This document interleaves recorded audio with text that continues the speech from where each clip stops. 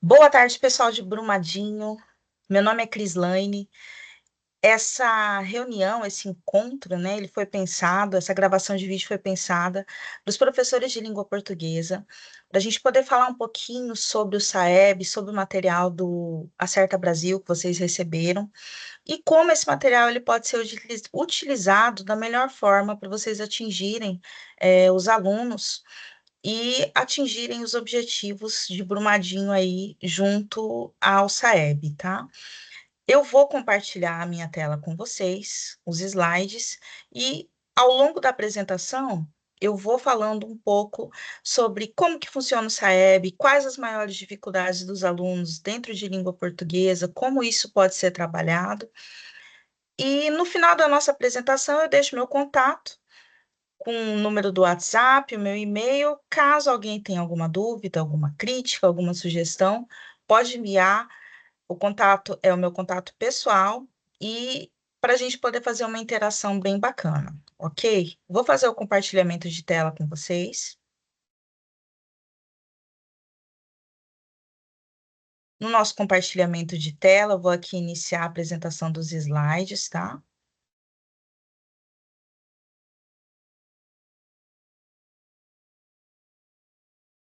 Espero que vocês gostem da nossa aula e hoje eu espero que possamos falar sobre os desafios e possibilidades no ensino da língua portuguesa, um olhar sobre os escritores do SAEB e a utilização do material do Acerta Brasil. Bom, eu pensei na nossa reunião, né, nesse vídeo que a gente gravou para deixar aí com vocês, inicialmente fazendo umas considerações iniciais, falando um pouquinho sobre o SAEB, sobre o nosso material do Acerta Brasil, mostrando para vocês, né, a nova matriz de referência que o SAEB tem utilizado, quais são as maiores dificuldades que os alunos demonstram ter na hora de resolução das provas e como utilizar o material, tendo em vista essas dificuldades que os alunos apresentam na hora da prova. Então, dando continuidade aqui,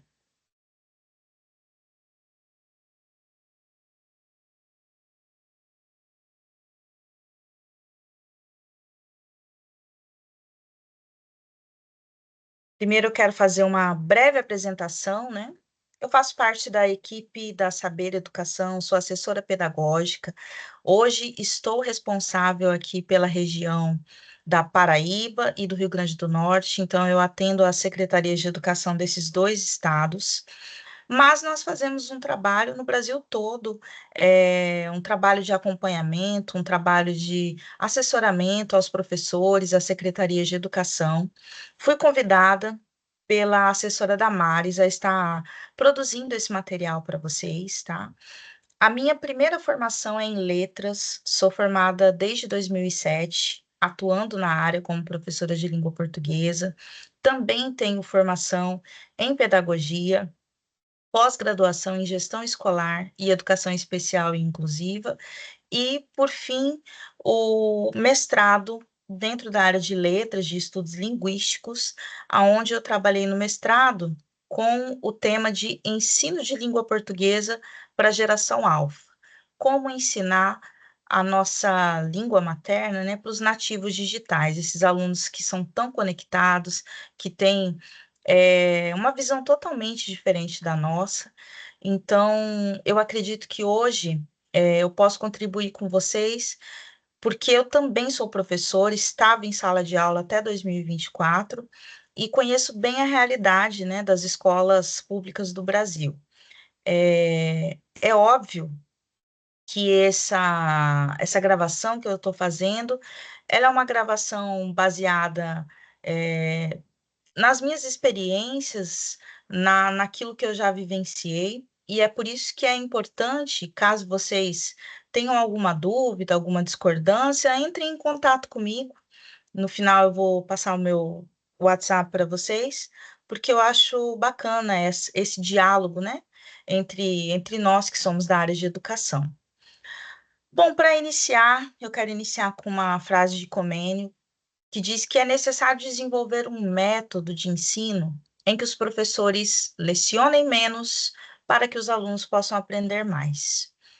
Quando a gente fala de língua portuguesa, e isso é muito interessante, é, sem sombra de dúvidas, é a disciplina, né, junto com a matemática, que tem maior peso na escola. A gente sabe disso, sabe que as outras matérias são tão importantes quanto, mas a língua portuguesa e a matemática, elas vêm puxando todas as outras matérias. Eu, toda vez que iniciava o ano letivo, brincava com os meus alunos, falando que eu era a professora da matéria que eles mais iam gostar. E por que que eu falava isso, né? Porque o ano letivo, o professor de língua portuguesa, ele vai entrar nas salas de aula a semana toda, quase todos os dias. Então, ou os alunos têm um bom relacionamento com o professor de língua portuguesa, ou eles vão sofrer o ano todo, né? O sotaque, viu, gente? Caso vocês achem estranho, é lá do Mato Grosso do Sul. Esqueci de falar na hora da apresentação. Eu sou de Campo Grande, Mato Grosso do Sul. E aí tem esse Rzinho puxado, tá? Continuando aqui na nossa apresentação, né? Falando um pouco sobre a coleção do Acerta Brasil e falando sobre o SAEB, a nossa coleção de materiais do Acerta Brasil, ela foi muito planejada, trabalhada para se tornar um instrumento de transformação. Hoje, quando nós olhamos para os livros didáticos, quando nós olhamos para as sequências didáticas, para os materiais manipulativos que compõem o Acerta Brasil, a gente vê um material que ele está totalmente alinhado, gente, com a BNCC e com aquilo que tem sido cobrado pelo SAEB, com a nova matriz de referência, né? Em 2022, o SAEB ele passou por uma importante mudança. A matriz de referência ela foi reformulada, né? Foi adequada à BNCC e ela substituiu aqueles antigos descritores que a gente conhecia, né, por eixos de conhecimentos e habilidades. Então, é importante a gente falar sobre isso, porque por mais que a gente esteja em sala de aula, a gente saiba o que é o SAEB, a gente sabe como são essas cobranças, mas é importante falar sobre essa mudança de postura, né, do INEP e do MEC, quando eles promovem uma prova que vai trazer o quê? Eixos de conhecimento e habilidades, né? O que que é o SAEB, né? O SAEB, falando bem rapidamente, ele é um sistema de avaliação da educação básica no Brasil. É uma prova que ela é aplicada geralmente para os quintos anos, nonos anos e terceiro ano do ensino médio, e também foi incluído agora os segundos anos do ensino fundamental 1, né? Então, é uma prova que ela vai avaliar, realizar o diagnóstico da educação básica no Brasil, gerando indicadores que vão subsidiar a criação, aprimoramento, monitoramento das políticas educacionais brasileiras. Então, o SAEB, ele funciona como uma avaliação que vai permitir que o governo, ele possa ver se aquele aluno que está saindo do ensino fundamental, por exemplo, o aluno do nono ano, ele conseguiu adquirir os conhecimentos mínimos que ele precisava. Então, o SAEB é interessante porque ele é uma prova que ele não vai avaliar uma única etapa do ensino. Ele avalia o ensino como um todo. Quando eu começo a avaliar o meu aluno desde o ensino fundamental 1, no segundo aninho, depois eu faço uma nova avaliação no quinto ano, uma nova avaliação quando ele está saindo ali no nono ano. E ao final do período, no terceiro ano do ensino médio, eu tenho como saber se, de uma forma, uma escala nacional, os meus alunos eles estão com os conhecimentos mínimos necessários que eles deveriam ter na escola, ok? E aí, como que são os testes do SAEB, né? Lembrando, como a gente teve a mudança da matriz de referência do SAEB, essa tabela que eu estou apresentando agora para vocês é a tabela da última prova do SAEB, que foi feita. A prova mais recente vai ser realizada agora no final do mês de outubro de 2025, então está chegando a prova do SAEB, e nós ainda não temos certeza se a quantidade de questões vai permanecer a mesma ou não, tá? Mas de acordo com a última prova do SAEB aplicada, no quinto ano, nós tivemos 22 questões de língua portuguesa e 22 questões de matemática, e no nono ano e no ensino médio, 26 questões de cada. Então, é uma prova que vai focar na língua portuguesa e na matemática como carro-chefes, mas vai trabalhar com outras disciplinas, né, através de exemplos de textos multimodais. Então, o foco é na língua portuguesa e na matemática, mas isso não exclui as outras matérias, que também são utilizadas, tá?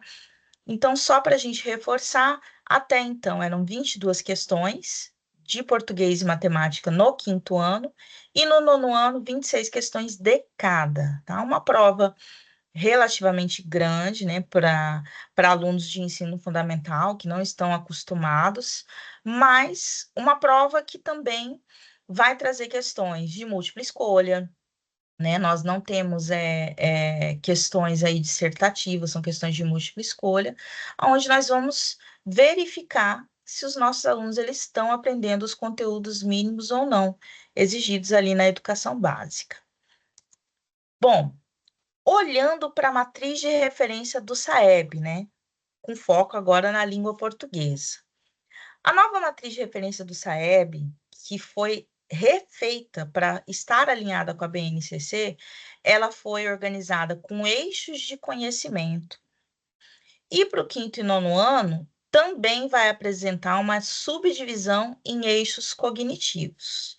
Ou seja, foi criada uma matriz com eixos de conhecimento para o segundo aninho do ensino fundamental e para os quintos e nonos anos. Não vou trabalhar com o ensino médio, né, mas a gente sabe que também foi criado para o ensino médio, mas vamos focar aqui no ensino fundamental, que é o que a Prefeitura de Brumadinho trabalha. E, além dos eixos de conhecimento, também foram propostos eixos cognitivos ali para os quintos e nonos anos, tá? Então, quando eu olho para os eixos do conhecimento, ali quinto e nonos anos, o que eles estão trabalhando como foco? Eles estão verificando a questão da leitura, se os nossos alunos sabem ler, analisar, interpretar. Eles estão trabalhando a questão da análise linguística e semiótica, se nossos alunos sabem sobre coerência, coesão, sobre recursos de ligação, e também com a produção de textos. E como eixos cognitivos, a gente tem os verbos, né? Reconhecer, analisar, avaliar e produzir. Eu vou mostrar para vocês como que isso aparece, né? Então, a gente falando um pouco sobre os eixos de conhecimento, né? A leitura. O que a leitura ela tem que trabalhar? O que ela está trabalhando de acordo com o SAEB, né? Esse eixo é comum para todos os anos do ensino fundamental. Então, a leitura ela vai aparecer ali para o quinto e nono ano, e nele estão agrupadas as habilidades referentes à recepção de textos, estratégias, procedimentos de leitura e compreensão do texto lido. Entre os aspectos mobilizados pelas habilidades desse eixo estão a apropriação de ideias gerais de um texto, a articulação entre linguagem verbal e não verbal, a localização de informações explícitas e implícitas, a identificação da função social dos textos e as características de gêneros textuais, provenientes de diferentes contextos sociais e domínios discursivos, por exemplo, texto literário, texto jornalístico, publicitário, divulgação e etc. Então, o eixo de conhecimento da leitura, ele é muito amplo. Porque nesse eixo de conhecimento, eu vou trabalhar muitas habilidades. Eu vou verificar se o meu aluno sabe a diferença entre linguagem verbal e não verbal.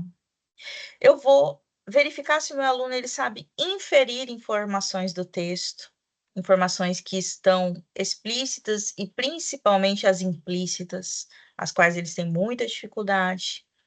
Eu vou saber se ele conhece, sabe diferenciar os diferentes tipos de gêneros textuais que podem aparecer. E se eles sabem essas mudanças de discurso provenientes aí, né, dos contextos sociais, das diversas situações que a gente encontra no dia a dia. Então, ele é um eixo bem amplo. Depois, nós temos a produção de texto. Esse eixo também é comum a todos os anos do ensino fundamental e compreende práticas de linguagem que envolvem criação autoral do texto escrito, considerando aspectos contextuais, função social, estruturas de linguagem e gênero, preconizando práticas de produção textual relacionadas às práticas sociais e considerando o texto histórico e social e os diferentes contextos de produção. Esse eixo ele vai analisar se o nosso aluno ele sabe produzir textos. Mas hoje em dia, quando eu falo de textos, eu não estou falando somente do texto dissertativo argumentativo que a gente encontra nas redações. Eu estou falando dos diversos tipos de textos multimodais. Será que o meu aluno ele sabe produzir um gráfico, um infográfico? Será que ele sabe produzir um artigo de opinião? Será que ele sabe produzir um texto jornalístico, né? Uma carta, um e-mail? Então, a produção de texto nas mais variadas possibilidades que ela existe. E, por fim, a análise linguística e a semiótica, que nesse eixo são exploradas através de procedimentos e estratégias de análise e reflexão sobre a língua, considerando a sua estrutura, gramática, sintática e morfologia. Vale destacar que esse estudo ocorre de maneira integrada e a leitura e escrita do texto, ou seja, o objeto de análise é o texto e a língua é o sistema de possibilidades para sua produção e interpretação. É importante a gente frisar, os professores de língua portuguesa já sabem disso, com certeza vocês dominam isso, mas antigamente nós trabalhávamos a gramática de forma separada, né? Nós trabalhávamos de forma descontextualizada, né? A gramática, a gente pegava ali as 10 classes gramaticais e ensinava para o aluno o que é o artigo, o que é o substantivo, o que é o verbo. E hoje em dia, nós temos esse trabalho também de mostrar para ele as classes gramaticais que existem, mas nós temos que contextualizar, colocar isso dentro do texto, colocar isso dentro de uma realidade. Eu não posso ensinar o aluno de forma descontextualizada, não é assim que funciona mais. E a avaliação do SAEB, ela mostra isso para a gente. Quando eu trabalho isso de forma descontextualizada, o aluno não entende. Não adianta somente eu colocar ali uma palavra, né, pro meu aluno, por exemplo, a palavra mesa, e perguntar para o aluno: mesa é um substantivo? Mesa é um verbo? Mesa é um adjetivo? Não, ele tem que entender qual é o contexto em que está sendo aplicada aquela palavra. Por que que a gente deve, né, olhar para essa matriz de referência do SAEB? Gente, hoje nós temos que compreender os descritores como habilidades que têm que ser desenvolvidas no cotidiano da sala de aula.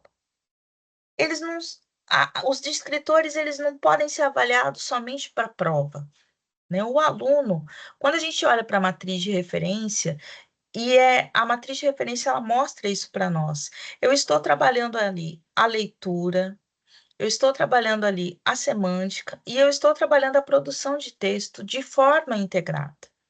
Então, o aluno ele precisa compreender que esses três eixos, por mais que existam subdivisões, eles são trabalhados de forma uníssona. Então, qual que é o panorama do SAEB, né, em língua portuguesa? Se a gente parar para pensar, o que que o SAEB está avaliando hoje? Ele está avaliando competências de leitura, interpretação e produção textual. O foco dele está no desenvolvimento de habilidades, não só em conteúdo, ou seja, eu tenho que trabalhar as habilidades com os meus alunos, não é só o conteúdo de adjetivos, o conteúdo de verbos, o conteúdo de substantivo, não é só a gramática pura, é a gramática contextualizada dentro do texto. E ele utiliza de escritores que servem como referência para a prática docente, referência para aquilo que nós estamos fazendo. Bom, a professora Damares, né, a assessora pedagógica Damares, encaminhou para mim algumas provas que foram realizadas por vocês aí em Brumadinho. E baseado nessas provas que foram enviadas, nos resultados dessas provas, e também na análise que é feita no SAEB, eu elenquei algumas dificuldades ou as principais dificuldades que são apresentadas pelos alunos na avaliação.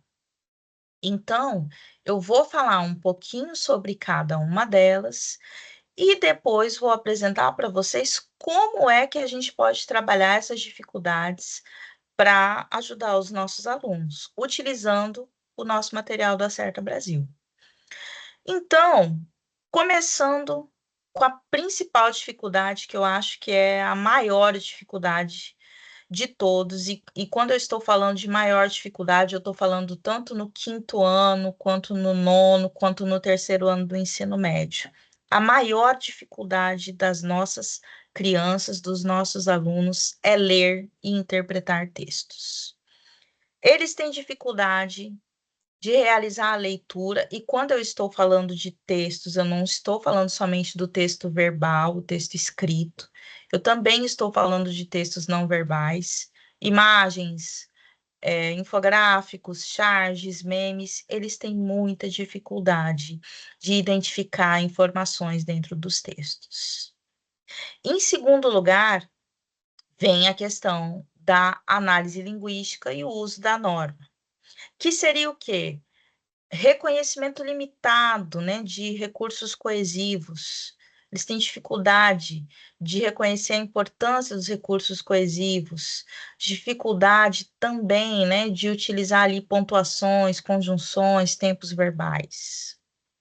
Terceiro lugar, gêneros textuais e práticas de linguagem. Muitas vezes eles têm dificuldade de reconhecer qual é o gênero textual que está sendo utilizado em determinada atividade. Eles têm dificuldade em diferenciar um texto narrativo de um texto expositivo, de uma argumentação, né? E, por fim, a produção de texto, que está totalmente ligada a tudo isso que a gente falou. Se um aluno tem dificuldade em ler, interpretar, usar a norma, né, e usar os gêneros textuais, como é que ele vai produzir um texto? Ele não tem condições de produzir um texto se todos esses outros descritores aí que a gente falou também estão em defasagem, né? Então, nós vamos focar nessas dificuldades e em como nós podemos ajudar os nossos alunos a enfrentar essas dificuldades, tá? Mas antes de mostrar no livro didático mesmo do Acerta Brasil, né, o que nós podemos usar ou como eles aparecem, eu quero falar por que essas dificuldades acontecem. Eu acho que é necessário nós, enquanto professores de língua portuguesa, pararmos para pensar um pouco nessas questões. Primeiro, existe pouca diversidade de textos trabalhados, tá? Não é uma regra, mas eu acho que são coisas que nós temos que observar enquanto professores. Será que eu estou usando somente texto escrito na minha aula? Somente o texto verbal? Será que eu estou trazendo textos diferentes para eles? Será que eu estou mostrando para eles textos literários e não literários? Práticas centradas em gramática descontextualizada. É aquilo que eu falei agora há pouco, né, em um dos outros slides. Será que eu estou ensinando ainda de forma separada para o meu aluno o que que é um substantivo, o que que é um artigo? Ou eu mostro o significado, mas dentro de um contexto, dentro de um texto, dentro de uma situação-chave? Eu preciso contextualizar para o meu aluno aquilo que ele está fazendo. Questão número 3, né? A baixa frequência de leitura significativa.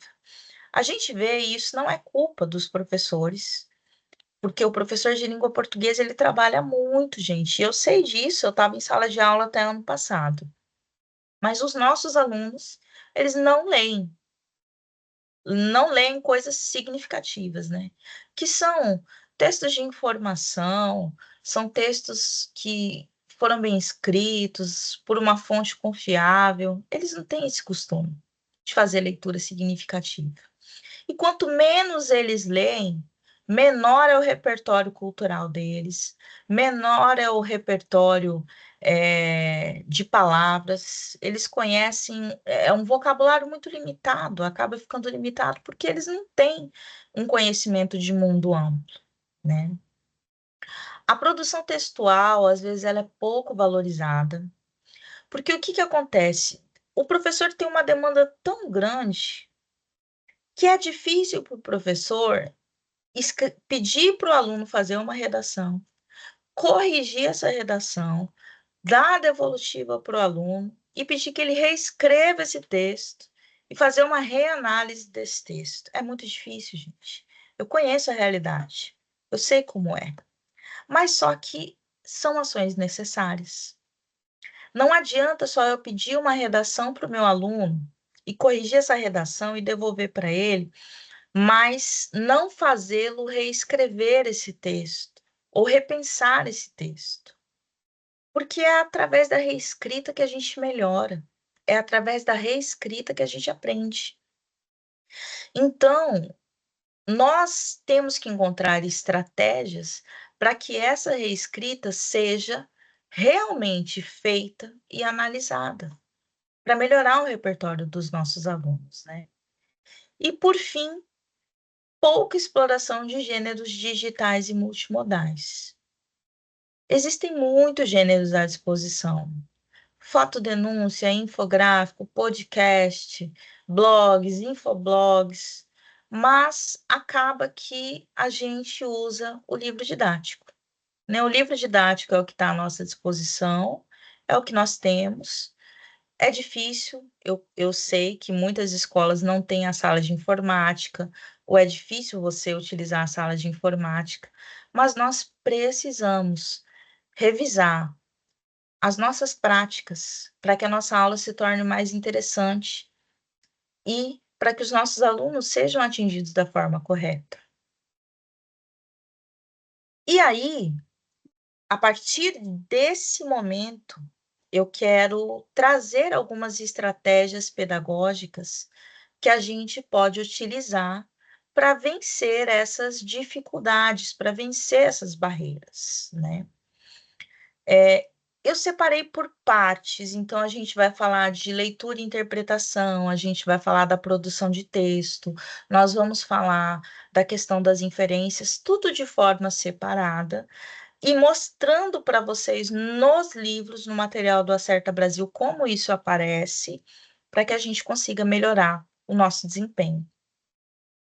Eu quero começar falando da leitura e interpretação, que é a dificuldade maior dos nossos alunos, né? Eu preciso ampliar o repertório de leitura. E como que eu faço isso? Trazendo textos literários e não literários.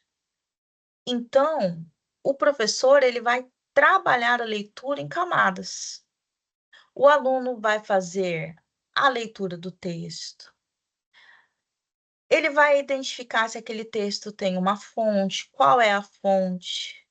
Ele vai interpretar o que aquele texto está querendo dizer, inferir quais são as informações que estão ali de forma explícita e implícita, né? E por fim, aprender a fazer uma crítica. Se aquele texto é um texto bom, é um texto ruim, o que ele aprendeu com aquele texto, né? E isso nós podemos fazer através do quê? De debates, rodas de leitura, né? Utilizando recursos multimodais como charts, memes, notícias, vídeos, que foram os recursos que eu já havia comentado anteriormente. Uma das coisas que eu gostava muito de fazer com as minhas turmas, geralmente no ensino fundamental 2 eu trabalhava ali com turmas de sétimo e oitavo ano, era propor debates. Então, nós escolhíamos de forma aleatória ou por sorteio um tema específico. Geralmente eu gostava de trabalhar com temas polêmicos, legalização do aborto, liberação do uso de armas, né? Temas que a gente vê que estão aí na mídia, violência contra a mulher. E aí a gente fazia os debates. Eu separava a sala por grupos, tinha o grupo do pró e o grupo do contra, né? Aqueles que eram a favor e aqueles que eram contra aquele tema que a gente estava trabalhando.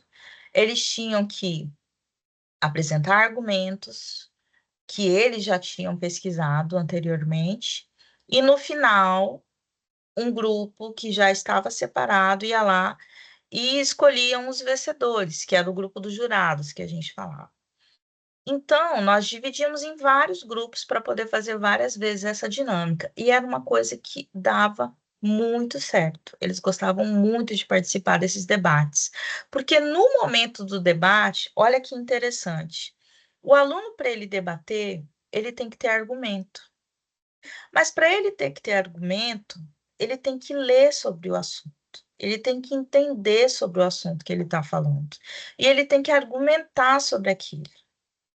Então, o debate ele ajuda demais nessa parte de leitura e interpretação, né? E, por fim, utilizando recursos variados, porque ele poderia pesquisar tanto na internet, quanto em livros, né? Quanto em blogs, informações variadas para ele poder montar aqueles argumentos. Mas aí você pode falar assim para mim, né? Vocês que estão assistindo o vídeo. Ah, Crislene, mas não funciona. Porque eu peço para o meu aluno fazer uma pesquisa em casa e ele não faz. Eu peço para o meu aluno, né, fazer a tarefa, ele não faz. Ele vem para a escola sem ter feito a tarefa. Gente, eu concordo com vocês, porque eu também estava em sala de aula. Só que isso não é uma tarefa única. Nós trabalhamos o ano inteiro com os nossos alunos essas mudanças de hábito, mudanças de costume. Se você sabe que o seu aluno não vai pesquisar na casa dele, o que que você pode fazer? Trazer os textos para a sala de aula. E durante a aula, você pode mostrar um vídeo sobre o tema, ou fazer uma leitura de um texto sobre o tema, ou fazer uma pesquisa num site sobre o tema e discutir com eles antes do debate, na própria sala de aula. Mas o serviço do professor, ele é como o serviço de uma formiguinha. Diariamente a gente vai carregando um pouquinho de mantimento até a gente conseguir o nosso objetivo. Então, eu gostaria de animar vocês enquanto professores e dizer que eu sei que o trabalho do professor é muito difícil, já é pesado. Mas nós temos que acreditar que a nossa postura de repetição, repetição, eu vou reforçar, eu vou repetir, eu vou falar, até esse aluno começar a fazer aquilo que eu estou falando, isso é necessário, né? É como um filho rebelde, né? Ele sabe que ele está errado, e quantas vezes necessário for, o pai vai falar para ele que ele está errado. Eu não posso desistir de um filho, né? Eu brinco dessa forma, né? É óbvio que a gente não pode trazer os problemas de um aluno para dentro da nossa casa, para dentro da nossa vida, porque senão a gente não consegue sobreviver. Mas eu sempre olhei os meus alunos de forma que eu não posso desistir desse aluno, porque talvez eu seja a última oportunidade dessa criança, a última oportunidade dela aprender ou a última oportunidade dela acreditar em si mesma. Então, eu sempre tive essa visão, tentando ser o mais positiva possível, de que eu precisava ajudar os meus alunos, tá? Eu quero mostrar para vocês, dentro dessas estratégias para leitura e interpretação de texto, como que aparece no nosso material do Acerta Brasil, que já está ali prontinho à disposição de vocês, esse tipo de atividade. Essa imagem que vocês estão vendo agora aí no slide, a reprodução de um trecho do livro do estudante, página 11 do 5º ano, tá? Isso aí é um exemplo de um texto multimodal. É uma imagem. Inclusive, é a missão número 1, né? Jogos com palavras e imagens. Ele já começa o texto perguntando: você sabia que textos não são formados apenas por palavras e letras? Existem diversas maneiras de compor um texto, com desenhos, fotografias e até com imagens e palavras. Esta missão tem como objetivo ajudá-lo a entender melhor textos formados por palavras e imagens. Olha que interessante.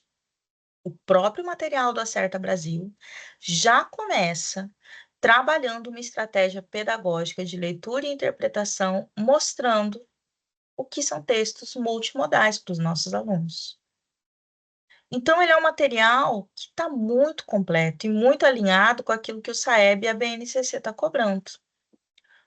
Outro exemplo de leitura e interpretação, que também foi retirado do livro do estudante do 5º ano, está lá na página 28.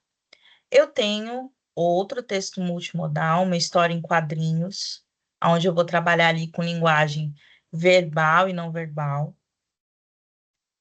Vou trabalhar com gênero variado.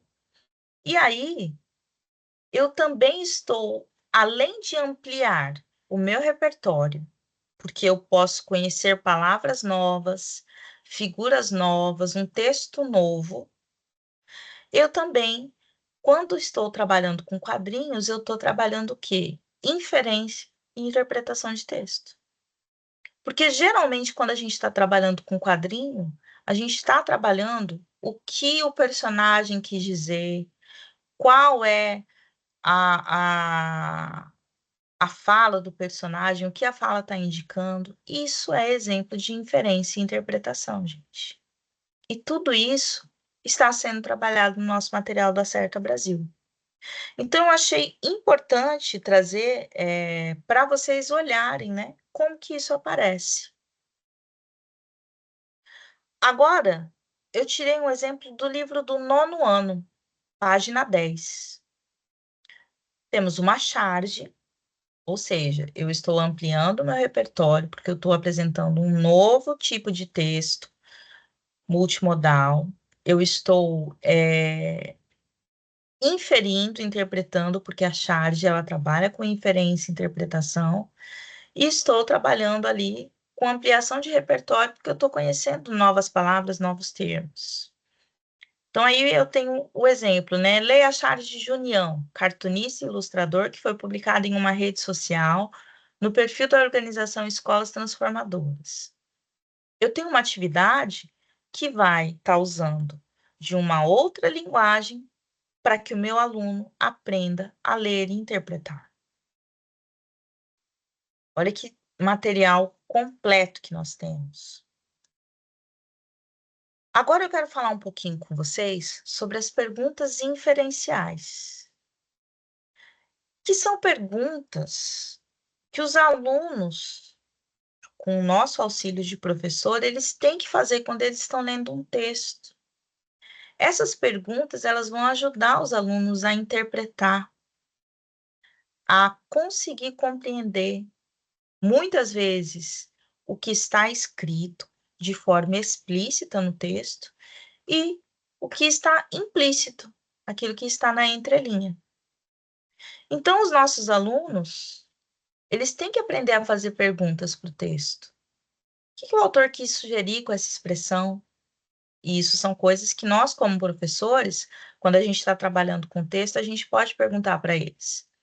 Qual é a emoção ou o sentimento que está implícito neste trecho? Se o título fosse alterado, qual poderia ser e por quê?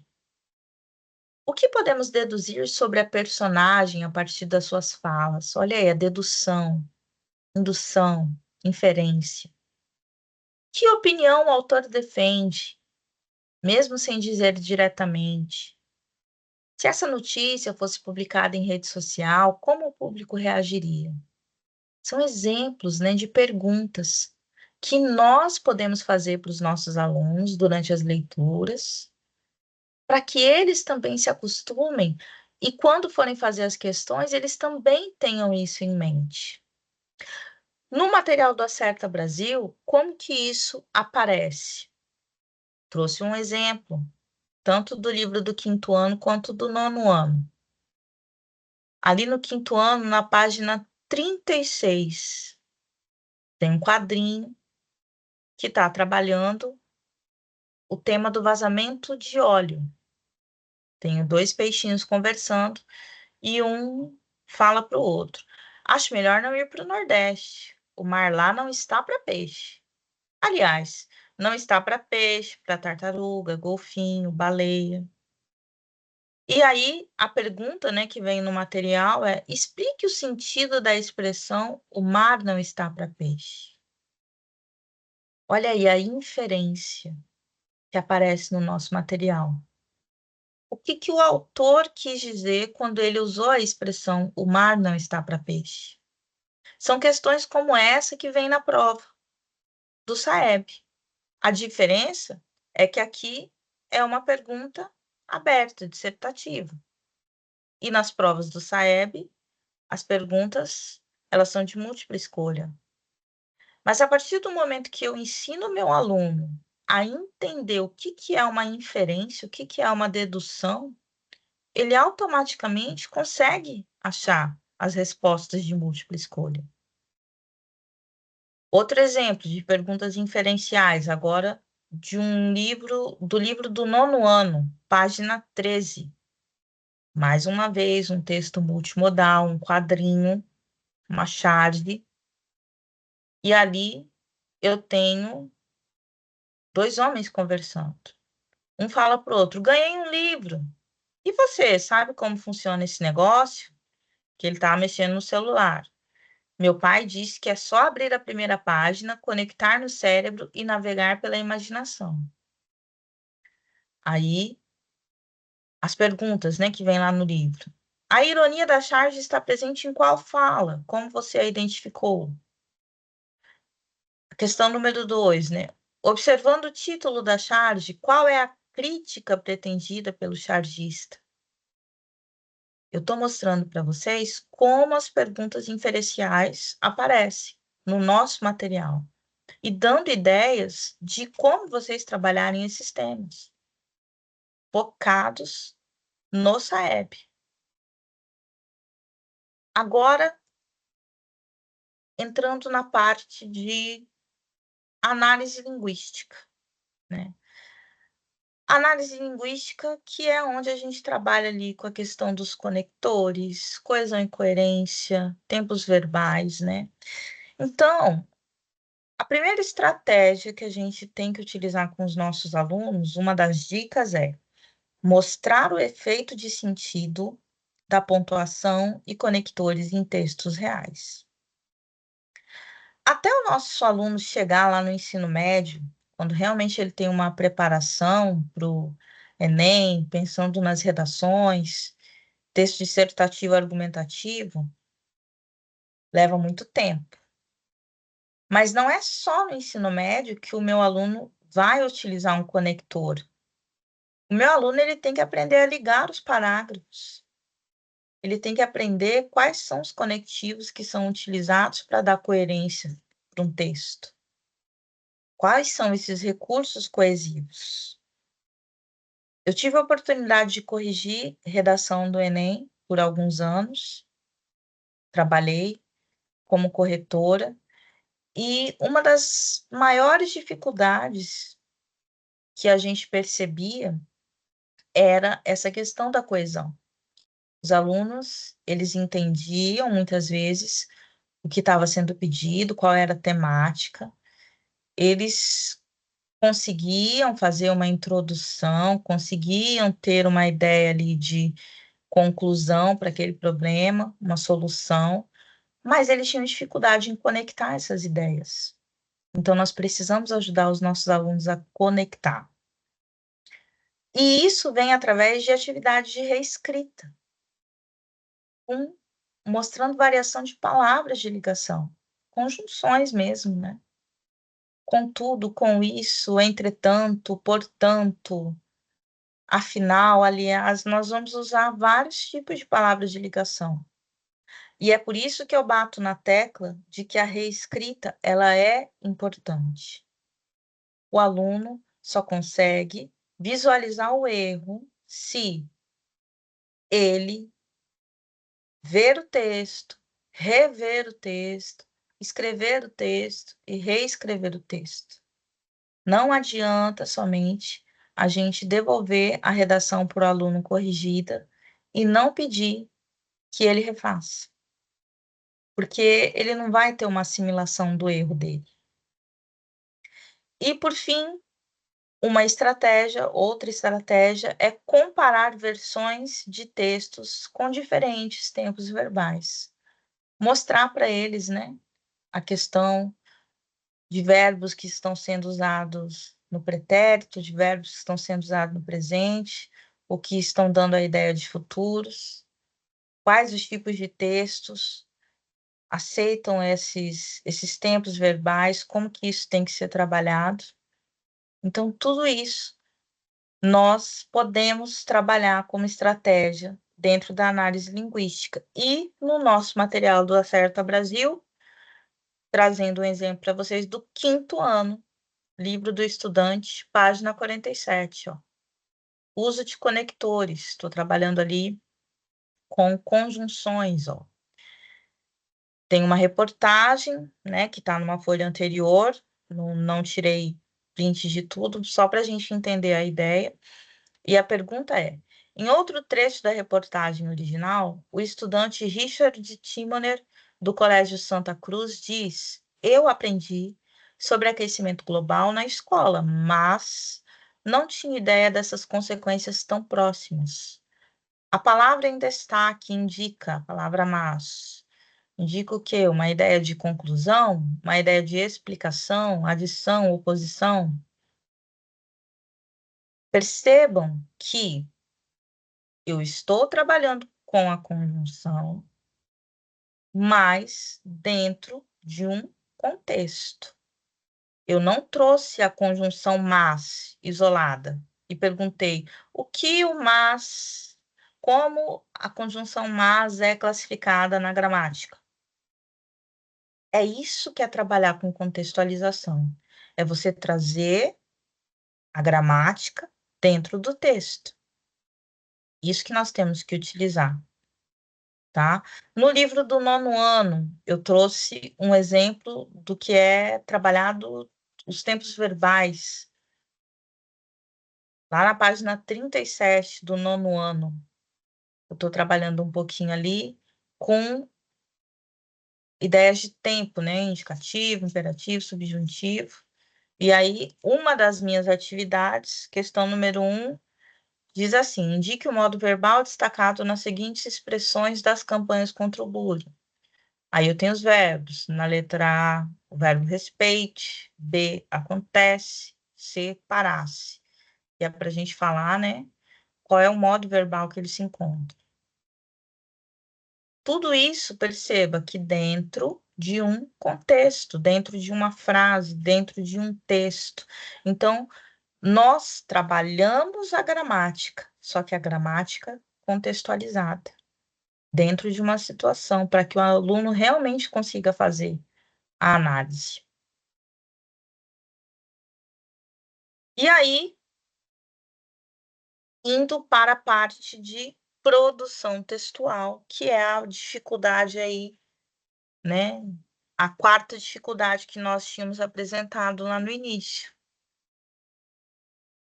Estratégias pedagógicas, né, de produção textual.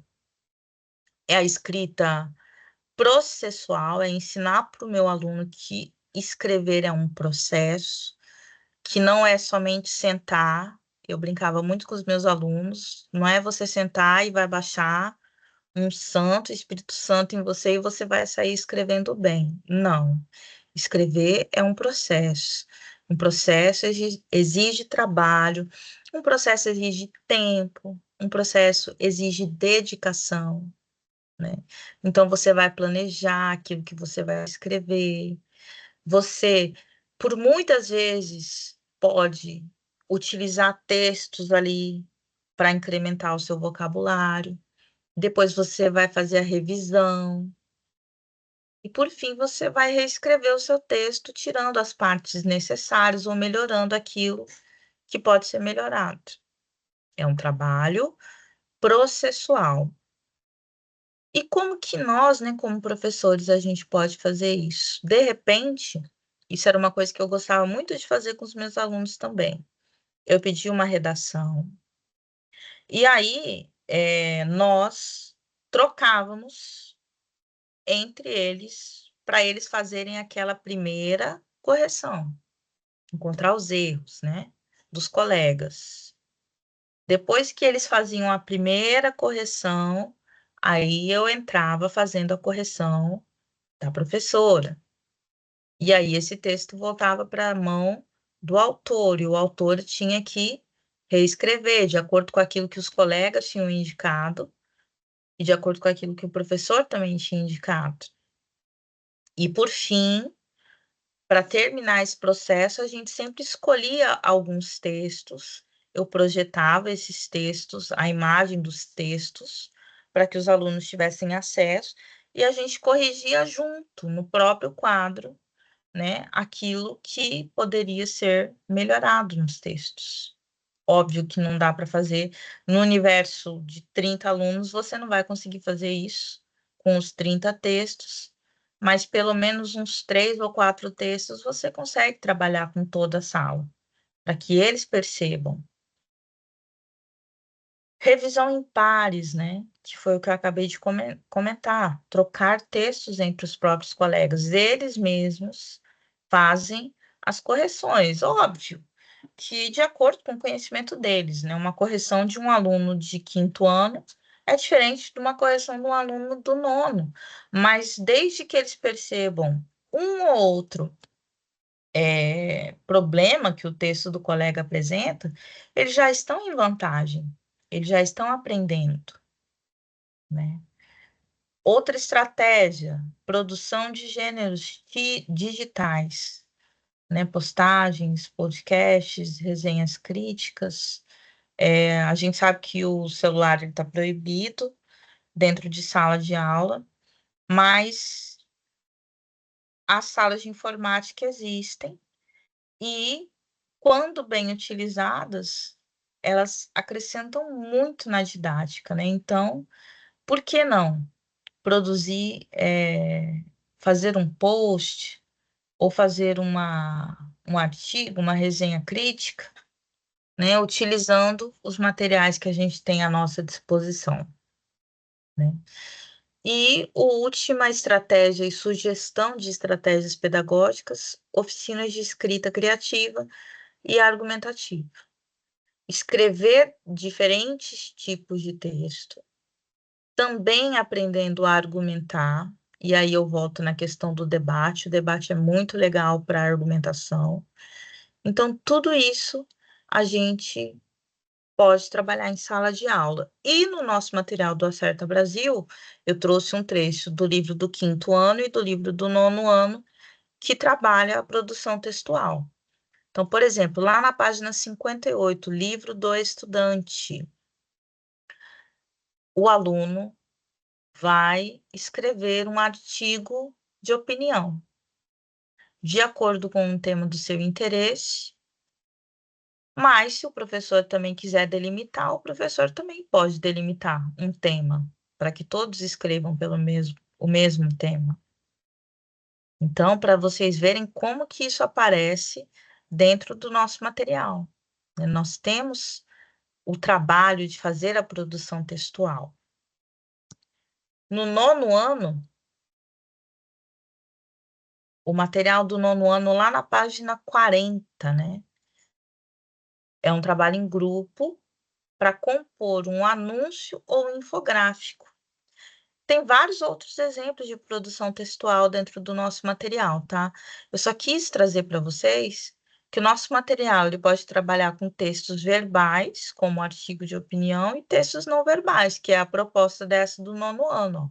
Compor um anúncio, um infográfico. Então, veja como a gente trabalha com os eixos, né, de forma uníssona, que é o que é importante. Então, para a gente refletir nesse momento, né? E eu acho que é legal a gente chegar nessa parte do nosso encontro e pensar quais são as práticas que você, professor, já tem feito na sua sala de aula. Você já está fazendo tudo isso que a gente comentou aqui? Ou existem coisas que você ainda pode adaptar e incluir no seu trabalho? Para fortalecer a leitura, para fortalecer a análise, para fortalecer a produção. Eu acho que é importante a gente saber reconhecer, e eu tenho muita humildade nesse sentido, de que o professor, ele todo dia tem algo novo a aprender. Por mais que eu tenha anos de formação, anos de sala de aula, é sempre tempo da gente poder melhorar uma ou outra prática, da gente repensar uma ou outra atividade. Tudo isso pode ser refeito, né? E o nosso material do Acerta Brasil, eu fiz questão de colocar aqui para vocês o sumário do livro do professor, da parte inicial. Ele é um material muito bacana, gente. Não sei se vocês já tiveram oportunidade de olhar todo o material, mas ali você tem informações sobre o SAEB, como é a matriz de referência do SAEB e a matriz da BNCC, como são feitas as questões e a análise de dados. Nós também temos ali, né, algumas matérias específicas para a nossa área, ensinando ali a importância de trabalhar com a formação de leitores, a importância da avaliação, quais são os tipos de avaliação que nós podemos fazer, a importância, né, da questão do letramento, dos multiletramentos, gêneros textuais, planejamentos, ideias de planejamentos. Então, ele é um material que ele está muito completo e à disposição. Utilizem o nosso material com carinho, né? Eu sei que talvez tenha chegado já um pouco em cima da hora, mas o nosso material é um material muito bacana, para que vocês realmente possam trabalhar sem preocupação, preocupação de fazer planejamento, ou preocupação de encontrar quais são as habilidades dos escritores, está tudo aparecendo lá, né? Para encerrar aqui essa nossa parte dos slides, né? Eu trouxe dois pensamentos, um de Piaget e outro de Paulo Freire. Piaget fala que o principal objetivo da educação é criar pessoas capazes de fazer coisas novas e não simplesmente repetir o que outras gerações fizeram. Eu trouxe esse texto para nós pensarmos na nossa geração de hoje. Os nossos alunos de hoje não são iguais aos alunos que nós fomos há alguns anos atrás. Essa geração é uma geração nova, é uma geração criativa, é uma geração que precisa de estímulos. Então, nós, enquanto professores, precisamos encontrar uma forma de aliar toda a tradição que nos trouxe até os dias atuais, mas com as novas demandas, com aquilo que eles precisam. né. E Paulo Freire, um dos maiores construtivistas aí que nós tivemos, né, que se importou muito com a educação de jovens e adultos, dizia que ensinar não é transferir conhecimento, mas criar possibilidades para a sua própria produção ou a sua construção. O professor, ele não transfere o conhecimento que está dentro da cabeça dele para a cabeça do aluno. Seria fácil se fosse isso, mas não é. Nós somos semeadores. A gente semeia, abre a possibilidade e quem tem que produzir são eles. Então, que a gente possa, né, ter isso em mente. Nós somos semeadores, né.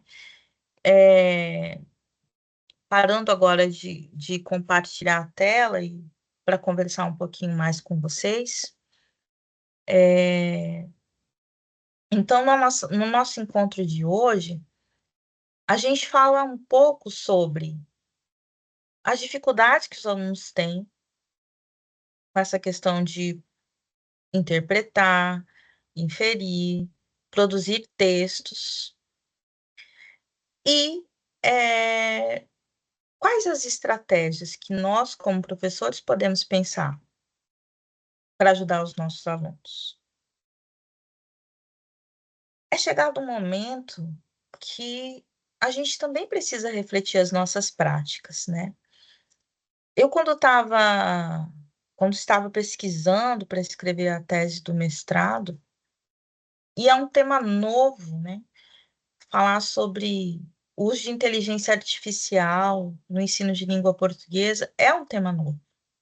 Não tem tantos escritos sobre isso, né.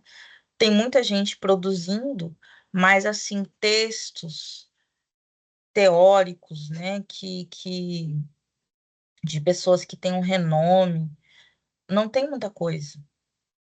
Então era um tema que é um tema que foi difícil trabalhar.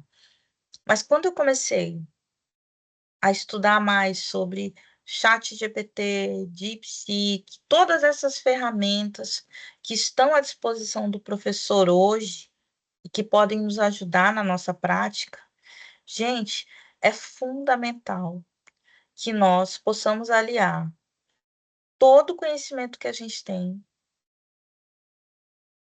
com aquilo que tem sido nos oferecido hoje em dia, de forma digital, de forma lúdica, né. Eh, eu não sei como montar uma prática. Hoje em dia eu posso entrar no ChatGPT, por exemplo, pedir: "Me ajude a montar uma dinâmica, a montar uma prática para uma turma do nono ano sobre o tema tal". O ChatGPT vai vir e vai nos ajudar nesse sentido, né. Eu vou,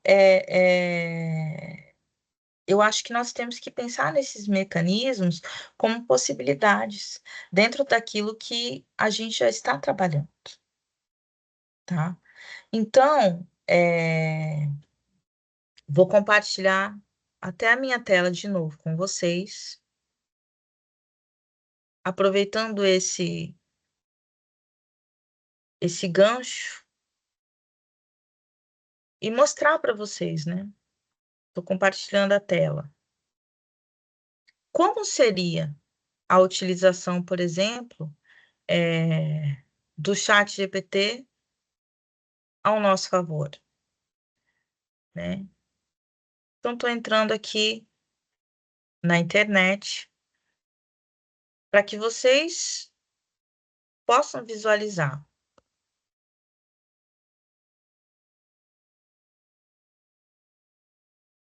Então, ó, vou colocar aqui ChatGPT.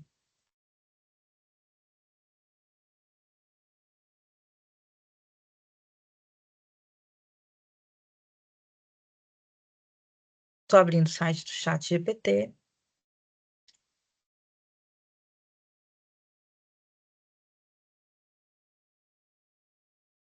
que é uma inteligência artificial, e aqui ele vai abrir a possibilidade de eu fazer uma pergunta, né? Isso que eu falei para vocês. Então, por exemplo, vou colocar uma pergunta aleatória. Me ajude a criar um plano de aula para uma turma escolar de nono ano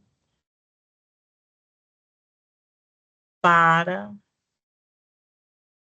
trabalharmos com produção de texto. Vou colocar aqui, produção de texto.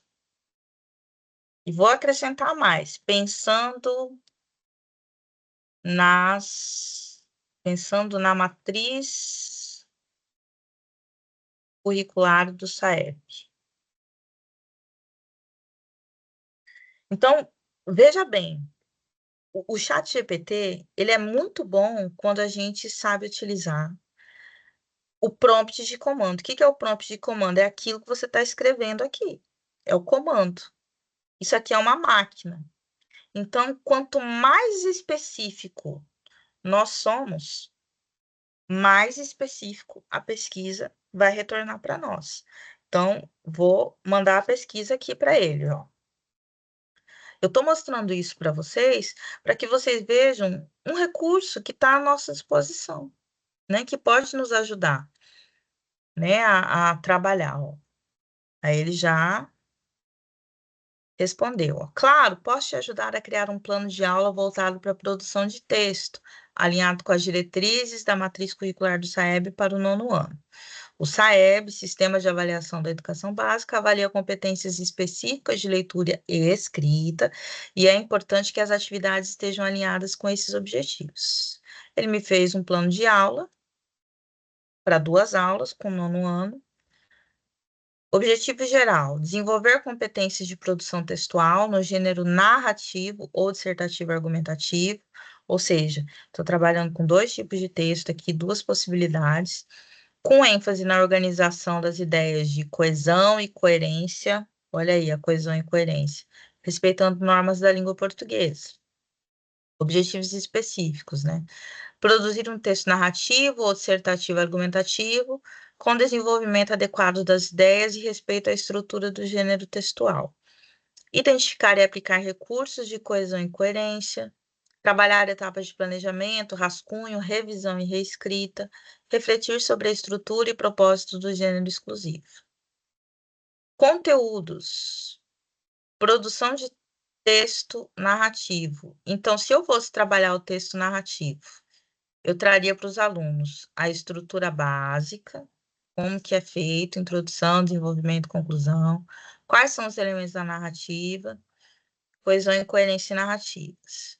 Se eu fosse trabalhar o texto argumentativo, eu trabalharia esses outros termos. Ele coloca aqui quais são as competências e as habilidades, de acordo com o SAEB, né, que estão sendo trabalhadas nesse planejamento. E aqui vem a metodologia de como fazer a aula. Então, ó, até os minutos, né, que você pode trabalhar. Aula 1, Introdução à produção textual e planejamento. Explicar o que é produção textual, importância de organizar as ideias antes de escrever, discutir diferenças entre gêneros narrativo e dissertativo argumentativo, apresentando exemplos. Desenvolvimento. Escolher com a turma um tema comum para os textos, por exemplo, o impacto das redes sociais no comportamento dos adolescentes, ou, né, se você for trabalhar o dissertativo argumentativo, ou a narração, um dia que mudou minha vida. Para textos narrativos, fazer uma discussão sobre os elementos da narrativa e propor que os alunos construam um esboço, incluindo personagens, cenário, trama. E para textos dissertativos e argumentativos, discutir a importância da tese, da argumentação com exemplos e análise crítica de texto. Aí vem o momento da atividade, orientar os alunos a fazerem um esboço inicial dos seus textos, com um rascunho das ideias principais. Depois vem a aula 2, que é onde vai ser produzido e revisado. E depois, né, a forma de avaliação que pode ser feita, os recursos necessários. Ele traz até um exemplo de atividade extra, que é opcional.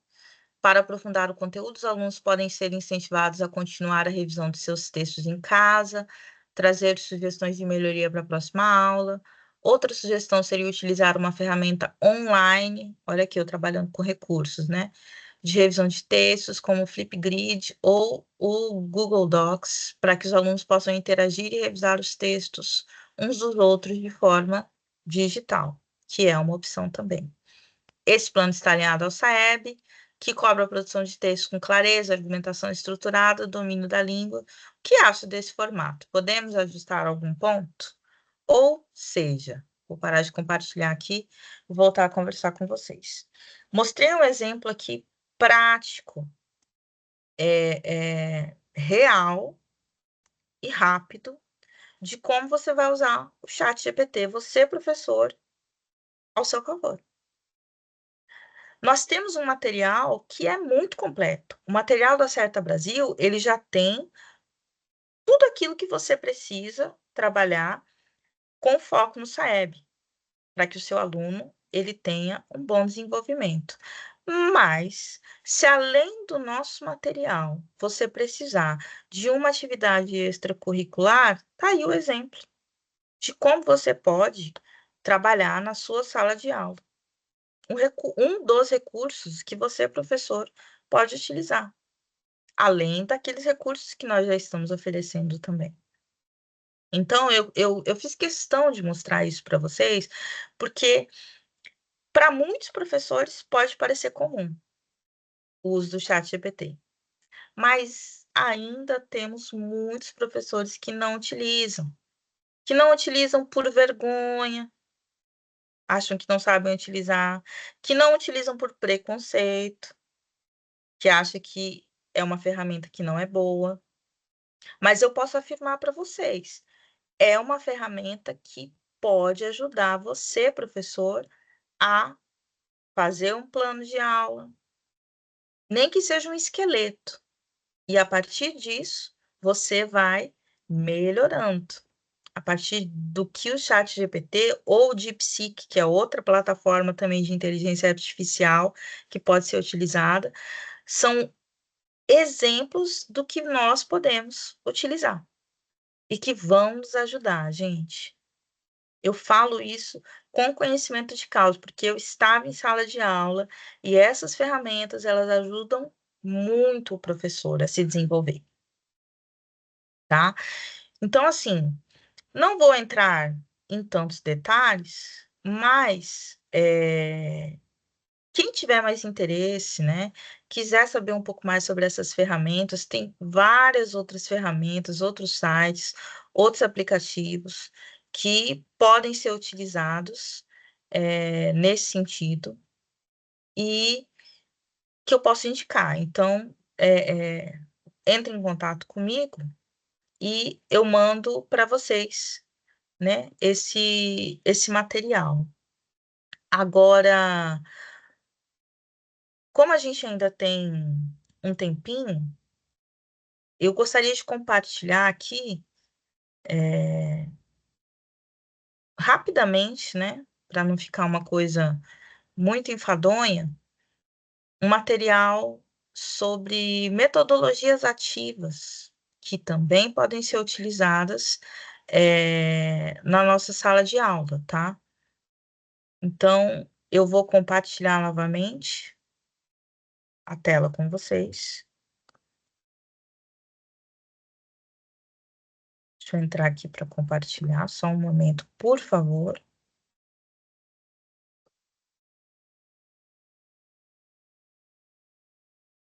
Estou compartilhando a tela. E aí, aqui, só para a gente falar um pouquinho sobre a questão das metodologias ativas. A gente pensou numa aula, né, de 2 horas, então, alinhado, tá, com aquilo que a gente está falando de BNCC. Tenho dificuldades em inovar, e agora, né? Um quadro e um giz bastam? Não bastam, né? Um quadro e um giz, eles são essenciais, mas não bastam para essa nova geração. Nós precisamos de outras metodologias para atingir os nossos alunos. E eu quero falar um pouquinho sobre essas metodologias com vocês, tá? Alguns motivos para a gente inovar na sala de aula. A gente vai aproximar o conteúdo e a realidade, nós podemos explorar sons, cores, imagens, estimular o protagonismo dos alunos, engajar os alunos em diferentes abordagens. Inovação é transformar a escola em algo que faça sentido. Os alunos de hoje em dia, eles precisam entender por que que eles estão estudando aquilo. E não vale responder que é porque vai ser cobrado na prova, tá, gente? Nós temos que encontrar as motivações, até para que nós possamos trabalhar com mais disposição também, né? A sua sala de aula é a sua caixa de ferramentas. Você tem utilizado bem a ferramenta que você tem? O que que é a metodologia, né? As metodologias, gente, que nós utilizamos, elas têm que acompanhar os objetivos pretendidos. Então, se a gente quer alunos participativos, proativos, a gente também tem que utilizar metodologias que proporcionem isso. Nós temos que criar metodologias que ensinem os nossos alunos a ter iniciativa, tá? E aí, eu quero falar rapidamente com vocês sobre a questão das metodologias ativas, né? Que são metodologias que colocam o aluno no centro do processo de aprendizagem. A metodologia ativa de ensino, ela é uma abordagem que ela é inovadora, o professor entra como um mediador e o aluno fica no centro do processo. Aí, nós podemos trabalhar metodologias ativas com trabalhos em grupos. Dentro das metodologias ativas, a gente trabalha a questão da autonomia, reflexão, né? Aprendizagem baseada em problemas. Vou mostrar alguns exemplos para vocês, né? Como que nós aprendemos? Tem gente que aprende só ouvindo. Tem gente que aprende ouvindo e copiando, escrevendo. Tem gente que aprende perguntando. Como será que os nossos alunos eles têm aprendido? Será que eles aprendem só com aquilo que a gente escreve no quadro? Ou será que existem outras formas deles aprenderem?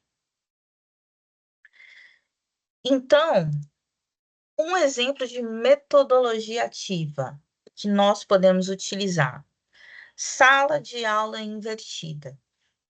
O que que é a sala de aula invertida, gente? É a sala de aula aonde eu vou pedir para o meu aluno fazer uma pesquisa na casa dele, fora da sala de aula, e depois ele vai retornar com essa pesquisa, e é onde a gente vai dar continuidade ao ensino. Então, ó, antes, né? Ele tem 3 processos: o antes, o durante e o depois. O antes, os estudantes se preparam estudando para as atividades em sala. Durante o processo, ele vai praticar os conceitos aprendidos e depois ele vai revisar o conteúdo e estender os seus aprendizados. Ou seja, ele pode se preparar tanto em sala quanto em casa, tá? Fazendo pesquisas. Depois a gente vai trazer para a sala de aula aquilo que ele pesquisou e aí a gente vai revisar esse conteúdo. É como se, eu vou trazer o exemplo dos debates novamente para vocês. Eu quero trabalhar com os meus alunos o tema da gravidez na adolescência. Então, ele vai fazer pesquisas sobre esse tema, tá bom? E aí ele traz as pesquisas dele e baseado nessas pesquisas é que a gente vai dar continuidade na aula. Isso é um exemplo de sala de aula invertida. Rotação por estações. Rotação por estações é muito legal porque você consegue trabalhar com diferentes temas divididos dentro da sala de aula. Então, por exemplo, vou trazer o exemplo aqui da produção de um texto. Como que eu poderia trabalhar a produção de um texto com rotação por estações? Eu poderia, dentro da minha própria sala de aula, criar 3 espaços, né? Como seriam esses espaços? Vamos pensar aqui comigo, ó. Dentro da minha sala de aula, eu poderia colocar o meu aluno, uma turma que vai tá aprendendo ali os conceitos iniciais, como que se produz um texto.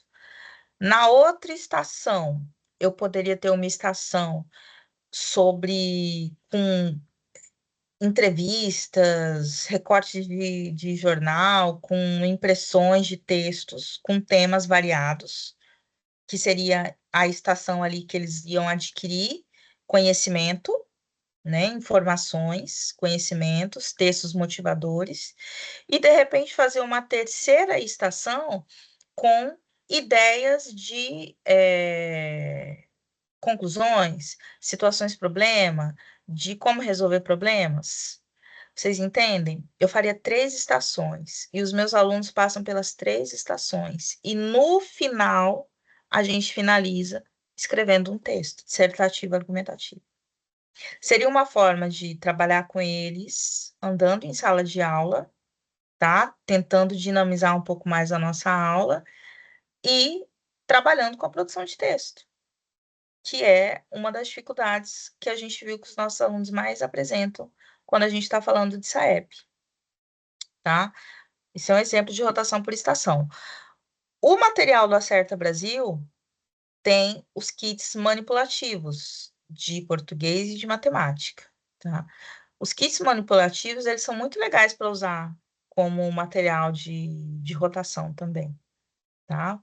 São ideias, né? Vou compartilhar a tela de novo aqui com vocês para continuar, tá? Mostrando. Voltando aqui para o nosso texto,